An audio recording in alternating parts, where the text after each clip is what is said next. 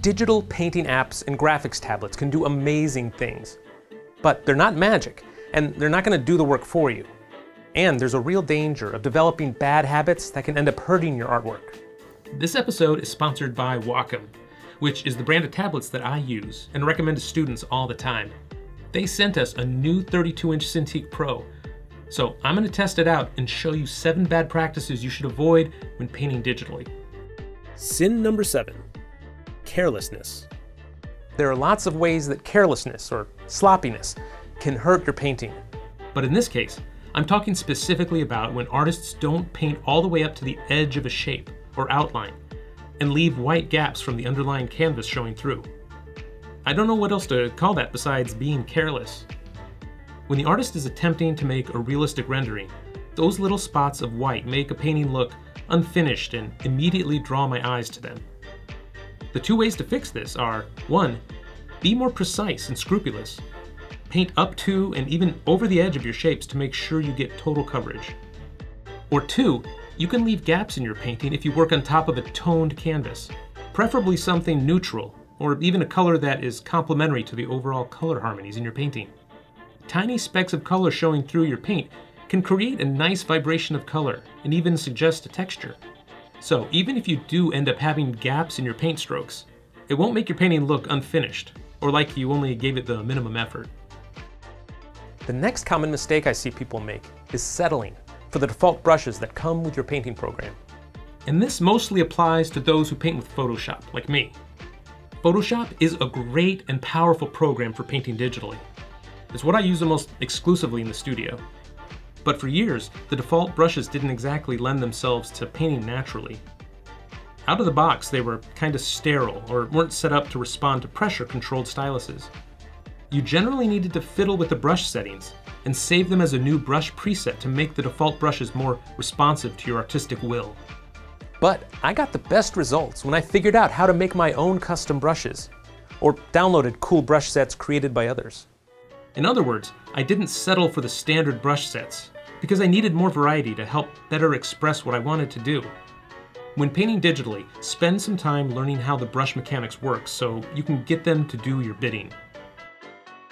Lots of artists these days go straight to digital painting before learning to paint with traditional media because they want to do all the fancy tricks and the slick renderings, and I think it's a mistake.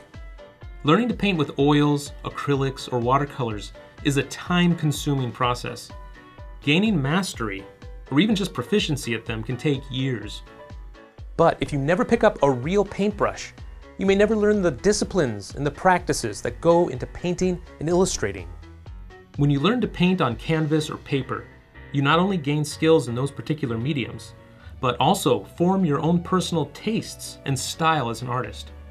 Those then become habits and inclinations that you'll bring into the digital world when painting on a computer screen.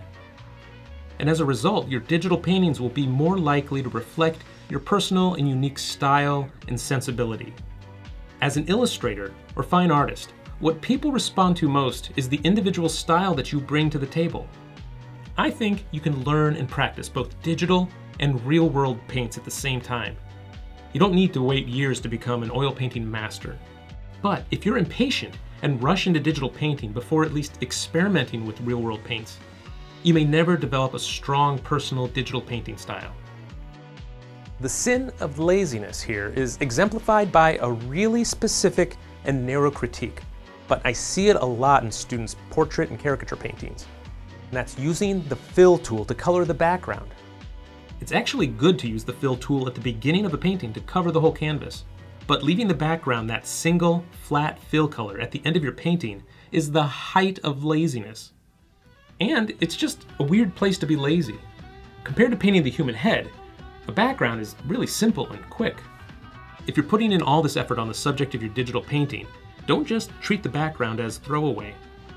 For one, it's jarring to see a realistic rendering up against a flat graphic color.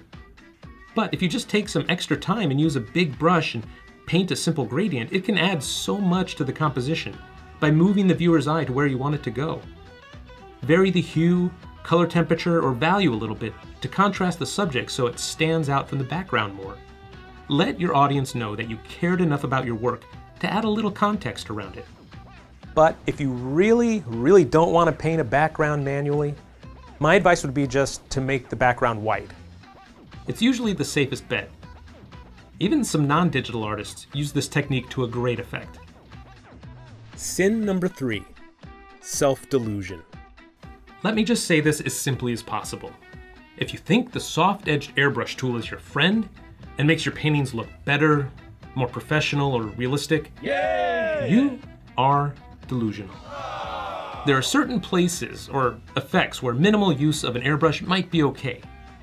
But going straight for the airbrush and using it for the majority of your painting is one of the best ways to kill it. You may be tempted to believe it's a good way to blend lights and darks, but a basic airbrush creates a very sterile and artificial look. It prevents you from being able to create hard edges or interesting brush strokes. And aside from issues relating to style, you actually can't render forms convincingly without hard edges. Plus, remember, it's the flaws and the brush strokes and the variety of edges that help make an artist's style look unique. The digital airbrush virtually eliminates any flaws or variety. Don't attempt perfection in your paintings. Strive for uniqueness and character. Sin number 2, monotony. The digital airbrush is probably one of the worst brushes you can use. However, if you use any brush too much, you run the risk of getting a monotonous painting, no matter how cool that one brush is. When working on any assignment or personal piece, I'm constantly switching between several different digital brushes, some of which I've custom made, and some of which I've downloaded from other artists. It's important to always try new brushes and painting tools when working digitally. It helps keep you thinking about what you're doing without going into autopilot mode. I recommend using a particular brush for just a little while and then switch to a different brush with different qualities. And keep switching it up as a matter of habit without relying on one single brush too much. You'll end up with paintings that have a lot more visual interest because of the variety of strokes and textures.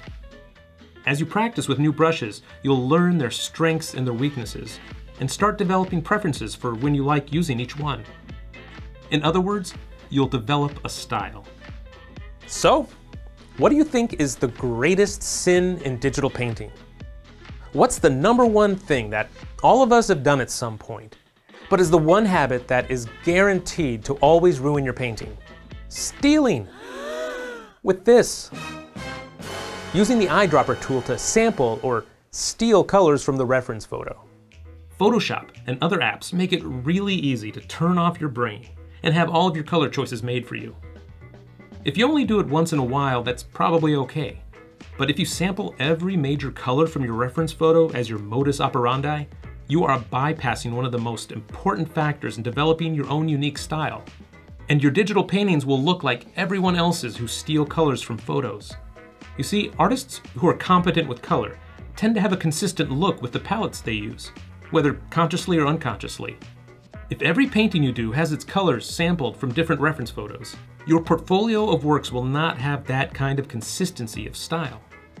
And more importantly, when you rely on the reference photo for the majority of your color decisions, you're not learning how to judge and use color and value, which is a critical skill for an artist.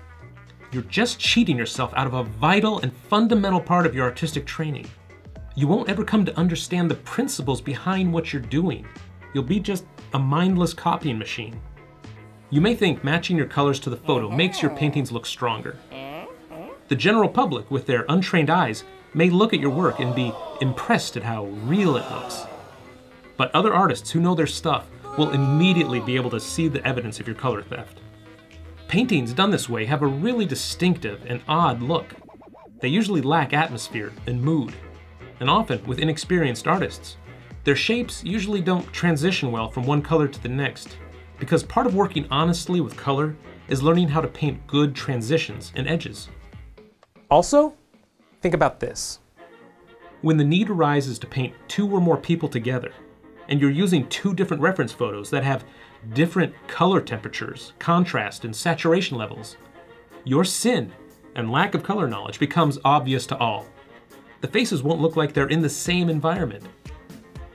You need to be able to observe the reference photos and translate that information into colors and values that harmonize with the rest of your painting. In other words, you need to have the skills to improvise and paint your own colors to make the two subjects look like they're in the same lighting. The more you paint honestly with color, the more intuitive it becomes to achieve color harmony in your work. When painting digitally, it's easy to fall into the traps of convenience, shortcuts, and carelessness. And those can lead to bad habits that are really hard to break. The digital tablets available now are extremely refined tools that can help you make anything you imagine real. But you have to put in the hours and do the work honestly before you can create digital art at a professional level. Today, I was using Wacom's new 32-inch Cintiq Pro. But if that's too big for your budget or your desk, there's also the 24, 16, and 13-inch models. Links down in the description. I'd like to thank Wacom for sponsoring this episode and for making quality tools for artists. Really. I personally have bought and used several Wacom tablets over the years. So this was a natural sponsorship that we were happy to accept. Okay guys, those are my top 7 digital painting mistakes. Keep in mind, some artists may be able to get away with doing something that some artists can't. So I'm not saying that you can never do any of these things. These are practices and habits I've noticed in my students that create the biggest problems in their digital work, especially when they're just learning the medium. Let me know in the comments if I missed anything.